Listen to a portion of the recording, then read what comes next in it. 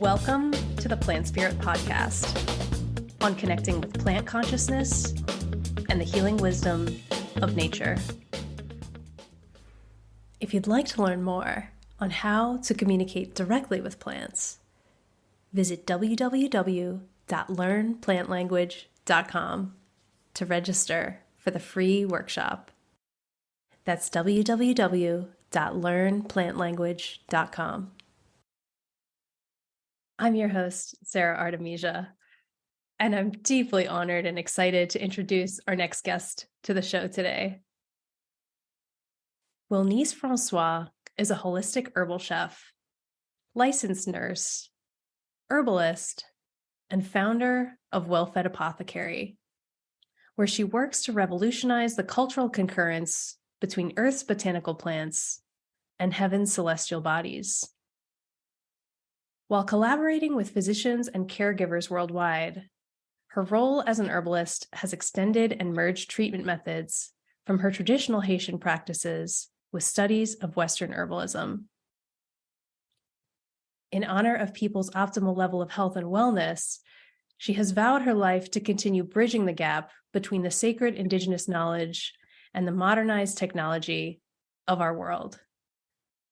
So, Wilnise, thank you so much for being here. It's such an honor, delight, and I'm excited for our conversation today. It's a pleasure seeing you, Sarah. Thank you for having me.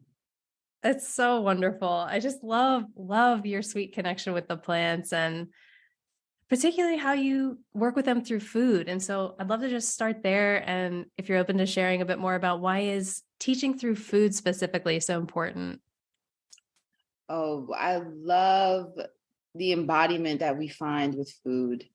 I think the plants, specifically what I like to coin as our plantcestors, really taught me in my journey that it's been a sensual expression of who we are as people.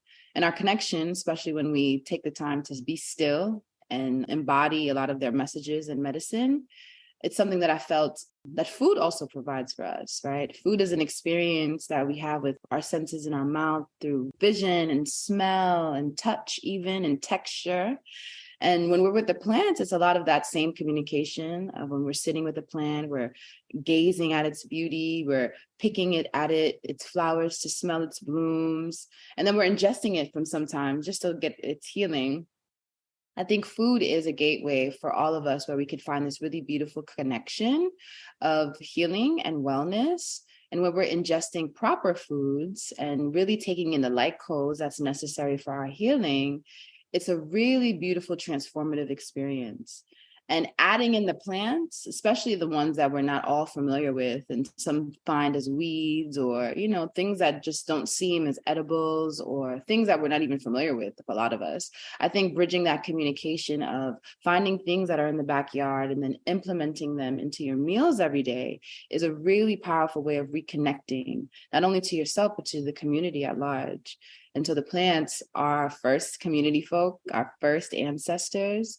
And so implementing in something like food where we're able to heal and realize ourselves again and on a day-to-day practice so that it becomes a lived experience. I think for me, that's like my soul goal. That's what feels like purpose work. And such a pleasure to do that in a really beautiful, magical way. Yeah, I really feel that, the beauty and the magic, how you're so connected with them through that. And we were talking a little bit earlier about this phrase, Manje Limyè, and I was curious, so connected with the light that you were just talking about. Could you tell us a little bit more about that? What does that mean? Oh, I'd love to. So Manje Limyè is translated in Haitian Creole as eat light. And so in the figurative sense, it's not just eating light as in portion size or weight, but in truth of eating light, which is the light codes that come from plants. I'm a holistic plant-based chef. And so a lot of the information that I teach is ingesting more plant material into the diet on a day-to-day basis. And so we're not only eating plants to be physically well, but it's also a spiritual wellness that happens in the body system. And the literal light codes that are translated from the plants that we get to ingest is something that sparks the DNA, reconfigures the genomes within our body system, and it awakens the light body that we all can translate with and that we see expanding every single day, right? A lot of us are learning to build these relationships with the light body through things like meditation and tantric practices or any other movement modalities. But one way that we can also help awaken that communication with our physical body and the light code body is through the light of the plants. And so Manje Limyè is an ode to remind folks that that's literally what we're doing. We're eating light. And I wanted to keep it in Creole, that's because that's a reference to my ancestral background, being of the Haitian diaspora. I wanted to also remind those folk that we also eat light. And this information it's global for all of us to enjoy. Amazing. Yes. Yes. It reminds me, well, first of all, love that you're working with the ancestral work there, and would love to hear more about that. And it also, what you were just saying about the eating the light and how it helps to support our DNA, of this reawakening of the light within us.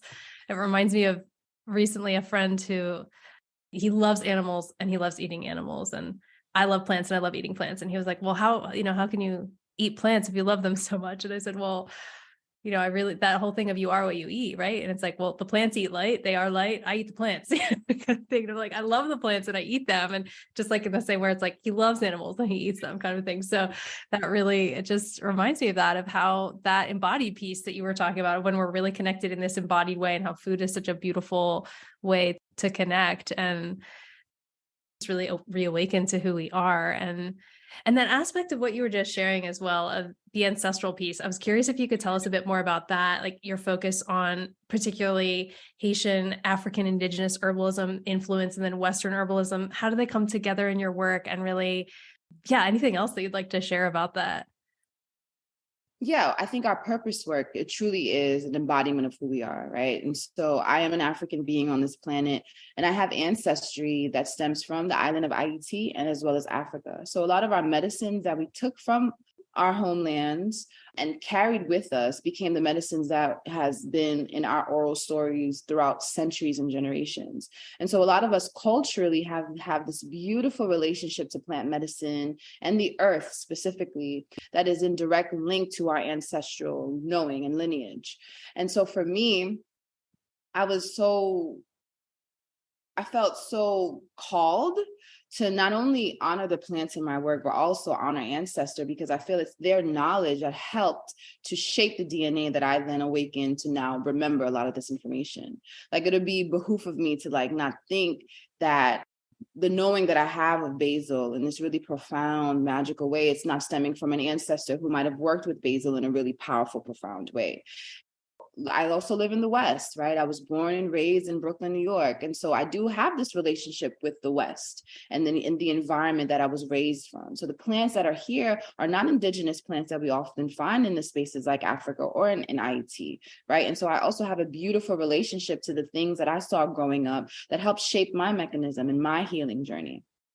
And so for me, an ode to honoring ancestor and honoring the work is also honoring what I see and what I embody. And so honoring Haiti, honoring Africa, as well as honoring the teachings that I was raised with here in the West is a full embodied experience. And I think for more people, if we were able to allow ourselves the embodied experience, it could really help magnify our work in a really profound way, because it speaks to our experiences, and those experiences are what helps shape that light code or that light body.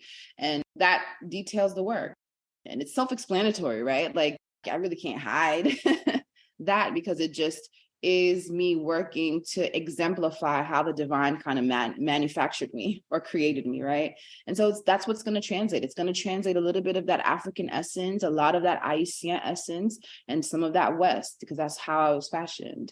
And my work, my sole purpose is always to help translate that for people who do look like me, who do resonate with me as a diaspora, right? A first gen diaspora. So we have a really unique relationship to not displacency, but a little bit of an identity crisis, right? Like, we are not from the land spaces our parents are from, nor are we truly growing up culturally with the African indigenous knowledge, but then we're also here in a space that we're not necessarily welcomed in the space that in the way that we would want to be welcomed, right? And so learning to kind of bridge those three has helped to create this beautiful relationship to knowing that, well, there is a relationship to all of it that I can connect with and create something really profound and beautiful that everyone else can also see and connect with, that might resonate with this story or resonate with this type of awakening or has the same resonance that I do growing up here in the West. And to also appreciate how we're here and why we're here, because I don't think it's by happenstance. Yeah, I agree with that completely. It's interesting what you were just sharing about with that connectivity with the different cultures, being first gen of the diaspora. And I'm curious, in your experience, how do plants really support that aspect of belonging? Like, if for folks who find themselves in a space where, maybe they don't, for various number of reasons, feel supported or included on that human social level, like how do plants really help to support that?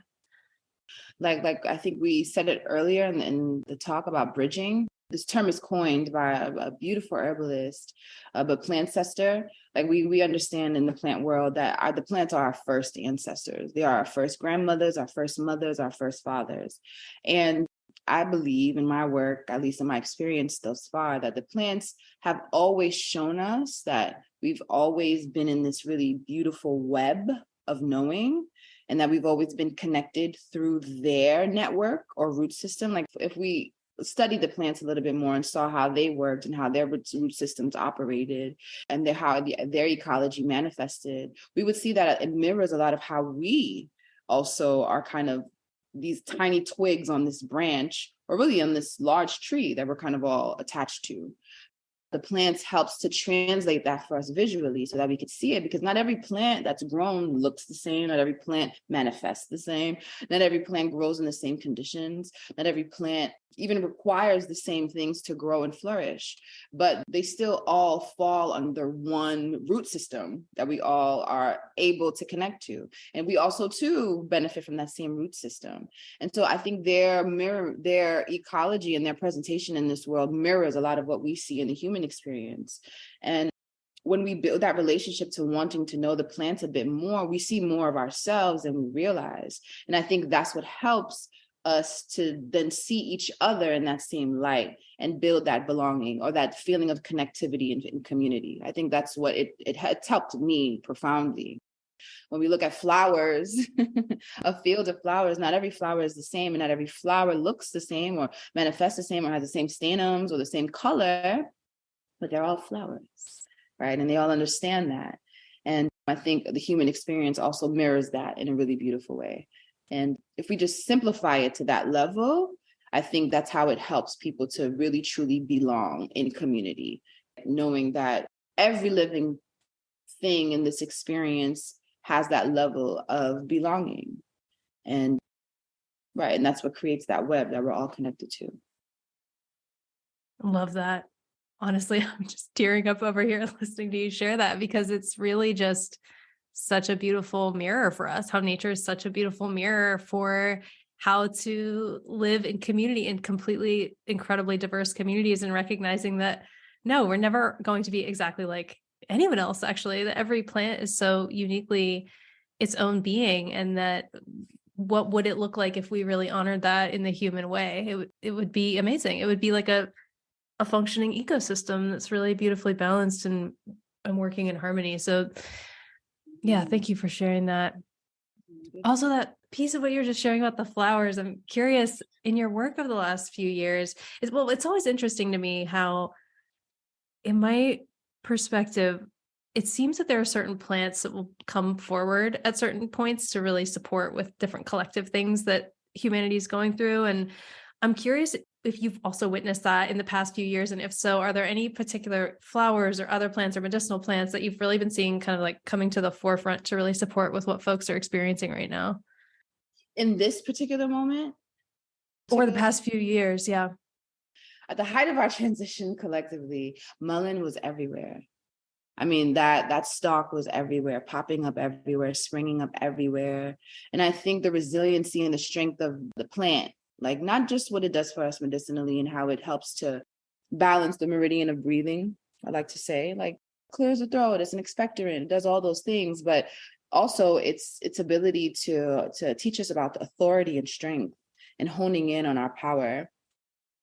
Mullen's medicine, I feel, was very loud these past few years. Like, it taught us that the words and the biting and the decisions we make might be harsh, and it might cause a little corrosion for some people, but it's necessary so that it could be cleared and so we could really stand in our truth.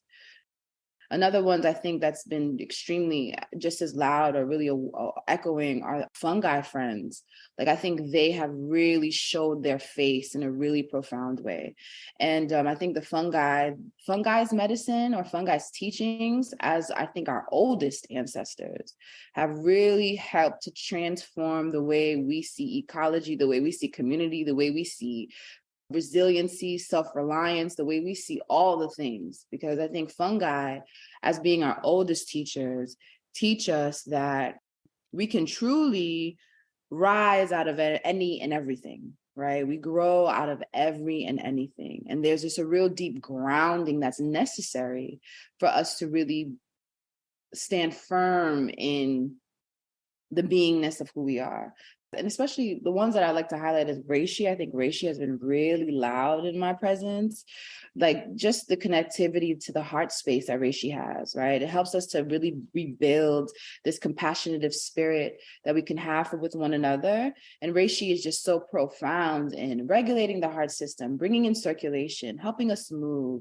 But just on a spiritual space, just really opening the heart chakra, opening the heart space so that we're able to listen, we're able to see a little bit deeper, we're able to hear a little bit soundlier, right? Or hear deeper, give the time to listen a little bit profoundly. I think that has helped us to find a little bit more compassion for one another as we all were in this huge bit of transition. Right? I know other fungi have made their way into the scene to creating like this web of connectivity. So more and more folks who might not have had a relationship with the plants are now a little bit more open to the idea of that form of communication. And I think that's powerful, right? Like, that psilocybin is one, right, that we know has created that awakening for a lot of people so that they're open to realizing we have this connectivity and it's always been here. And though you might not feel connected to this space of the plants just yet, but maybe this relationship that you're learning to build can help awaken you to even more expansive ways of being. And I think fungi has, especially in this particular moment, fungi is really helping us transition, because this transition that we're all kind of moving through it's a lot, because not only are we transitioning, we're trying to heal through all the muck. And the muck is deep, it's sticky, it's dark, it's heavy, and the grounding is necessary. And so the fungi at our feet or at our tree stumps or wherever they are, they kind of help, I think, in a really powerful way. In a really, really powerful way. Amazing. Yeah. I love that about the fungi, how they're the transmuters. Like, they'll transmute the crap and just break it down and digest it. That they're the digesters. And there's so many things that as humanity, we've just been kind of, all these traumas and different ways of exploitation have just kind of been like stacking up over the generation, over the eons, really. It feels like this point. And it's like, okay, well now it's time to really digest that stuff and move into a next chapter here on this planet. And that the mushrooms can really support us with that. Mm. You know, I love too how in your work with food, particularly, how you really, that, like you were talking about, how there's some folks where not quite super connected with the plant realm just yet, and how food is such an accessible way. Like you were sharing earlier, we all eat food every day. So that is such a great way, that provides such a great bridge of really connecting right in with the plant realm. And I was curious if there are any particular recipes that you've just been loving, or like particular types of food preparations that you've just been absolutely loving lately in your work. In my work, I mean, plants just show up in every way. I love a good infused oil. I think that's always the first thing. And that's the easiest thing that I always share with folk, an infused oil. Because I think we use oil in every aspect, whether it's a salad dressing or we use it to saute our veggies or our meats or whatever it is. Yeah, food for me is just that one connecting bridge. Like everybody eats, no matter what it is that you're eating, there is an aspect to eating throughout some part of the day. And we need that part of it to survive to some extent, right? To nourish our bodies so that we feel nourished and nurtured and well. I love to show folks that adding the plants, specifically some of the plants that we wouldn't normally think to put into our oils, like a mugwort or a rosemary or a thyme, for instance, or a goldenrod. Those are some of the plants that folks see on a day-to-day basis when they're in season, and they're just like in the space all the time, but don't realize just how powerful they are in helping to rebalance the body system, bring in such beautiful warming medicine. And then you could have it every day, in a really, really profound way. So an herbal infused oil, I think, it's not only easy and accessible, but it's so powerful because you not only have to ingest it, but you can also use it topically, right? Use it to moisturize the body system, use it to moisturize your hair or in any other fashion that you find to kind of build this really profound relationship to the plant. I think when we not only sit with the plant and meditate with the plant, but when we're taking the plants into the body system and ingesting them or putting them topically, that really helps to expand that relationship of communication. And I think when folks are learning to eat the foods more, they themselves start noticing the plants a little bit more, right? I have clients where I'll be feeding them some things and then they'll be out on their walks noticing plants and pointing them out and wanting to know what this is and what that is. And can I use this into this meal? And can I use that into that meal? And I think that's just because it was introduced to the body. And so that light code got awakened. And so now they become curious. And that there for me is the beautiful aspect of my work, just seeing the curiosity spark again in people and them wanting to forage and wanting to be curious and be outside to build that relationship. I love that. Like, yeah, how you were just saying when it's introduced to the body and then there's that relationship that in some ways, and of course, we're obviously not interacting with other people like that. But in some ways, the aspect of when we meet someone for the first time and we're starting a relationship with them, there's a getting to know you kind of process, and how with the plants, the food is such a great way to do this. And that aspect of what you were just talking about with the curiosity piece. I mean, for me, that's a lifelong, that never goes away with nature or with the plants. There's endless layers to explore and realms to explore with them. So I love that you bring that in with your work with food, with being a chef, with working with clients. And clearly you've been, so as we were talking about earlier, you've been connected with the plants since birth, really, since you came into this world. And so I would love to hear from your perspective, how would you say that the plants really support you in your life's work? Wow. In every possible way. I mean, it's in every minute, every second. I mean, that's the cushion that I lean on in every possible way. There is truly no other way to look at it. I think my relationship to the plant is the direct connection that I have to the divine. When I feel like, okay, I got to go sit and hear and listen, that's who I turn to. Because I think they're just that. They're the first messengers in my perspective, at least our first visual living messengers.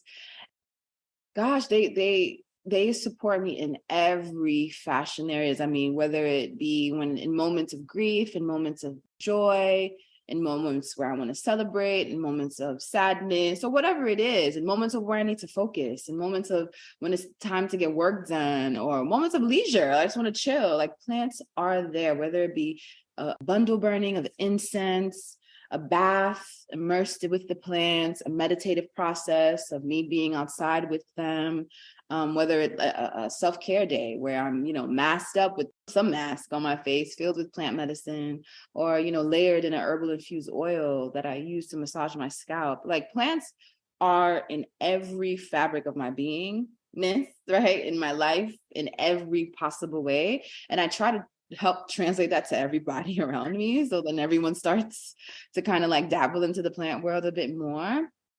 But they have supported me so profoundly. And it's through these moments of silence, when I reflect back to see, well, who was I turning to? What was I doing? What were the things that helped to support me? And in every part of those moments, a plant showed up, right? Whether it be mugwort, whether it be rose, whether it be blue butterfly pea or hibiscus, there was always some aspect of that plant present in some fashion or some way. I was using it to help heal and help commune and just be with myself or extend myself in community. They always showed up. And so it's hard to say like exactly, because it's just always there. And I think that's just a lifelong relationship. They are my life. That's my life partner in truth. Like you mentioned that earlier, and I resonate with that, because they truly are. They have been in my life for as long as I could remember. And I think they will forever be in this being of life for as long as I intend to be here, right? Or as I'm intended to be here before that transition. So I think, gosh, that's a tough one, because they're just always there in every way. Yeah. Amazing. And I love how that aspect of the magic and the beauty, I feel that just radiating out of you in your connection with them and how you work with people as well. And so tell us, how can people find out more about you and your work? Oh, I'm on the socials, of course. At Wilnise on Instagram is where I share a lot of just my day-to-day with the plants and things that I do. Wellfed Apothecary, during spring, its inception, will be here for folks to dive deeper into that realm of the work. But then there's also books. African American Herbalism just released by a dear friend herbalist. Pieces of my work are there, as well as other features online. I think if you do a little Google search, you'll probably find all the things, honestly. But at Wilnise on Instagram, that's the easiest way to find and connect and build community with folk. Excellent.